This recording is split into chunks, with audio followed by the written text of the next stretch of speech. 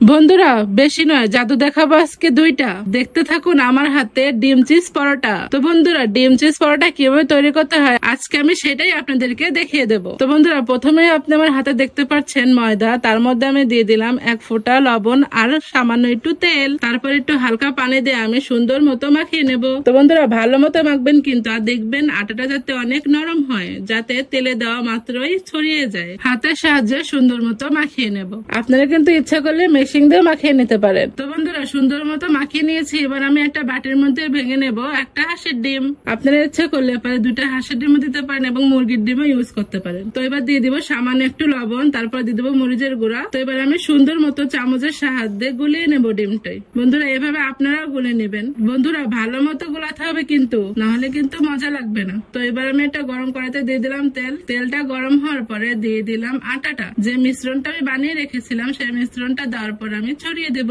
একটা খুন্তির মাধ্যমে আমি পুরো কড়াইতে ছড়িয়ে দিচ্ছি। আপনারাও সেই কাজই করবেন। আপনারা ইচ্ছা করলে পারে রুটি বানানো তাওয়ার মধ্যেও করতে পারেন। তো এবার আমি উল্টে দিয়ে হালকা তেল দিয়ে দিলাম। এবার একটা পাত্রে রেখে দিয়ে ডিমটা দিয়ে দিব। বন্ধুরা এবার ডিমটি ভেজে নিচ্ছি, হালকা উপর দিয়ে একটু তেল দিয়ে দিলাম। এবার সুন্দর মতো ডিমটা ভেজে নেব। বন্ধুরা দেখবেন ভেঙে যেন না যায়, ডিমটা যাতে গোল থাকে সেদিকেও খেয়াল রাখতে হবে। এবার আমি যে রুটিটা বানিয়ে রেখেছিলাম সেটা উপর দিয়ে দিলাম, আবারও ভালো মতো ভেজে নিচ্ছি। বন্ধুরা সুন্দর মতো ভাজবেন কিন্তু পুড়ে যেন না যায়, সেদিকেও খেয়াল রাখতে হয়। তো আমার রুটি আর ডিমটা ভাজার পরে আমি দিয়ে দিলাম চিজ, যেটা দেওয়ার পরে আমি সেটা ভাজ করে দিলাম। তো এবার খুন্তির সাহায্যে আমি চাপ দিয়ে দিয়ে ভেজে নেব যাতে চিজটা গলে যায়। তো বন্ধুরা দেখতেই পাচ্ছেন আমার এটা ভাজা শেষ। এখন আমি একটা পাত্রের মধ্যে তুলে নেব।